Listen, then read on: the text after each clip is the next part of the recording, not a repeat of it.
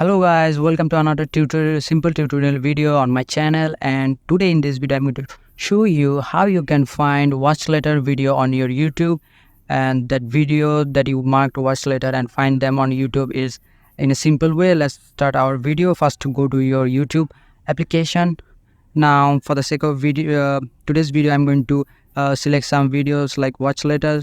Just click on those three dots on right, click that and save it to watch later. Just select that option, and you can do this for bunch of videos that you want to watch later. So to find it, all you have to do is select the option library on the bottom of your right screen. Just click that library option, and here you can see the option of watch later, and this is private only to you, and no one can see this playlist of your watch later. Only you can see it. Just click that playlist, and you can see all the watch later video on this, and you can click any of those video and keep watching the video.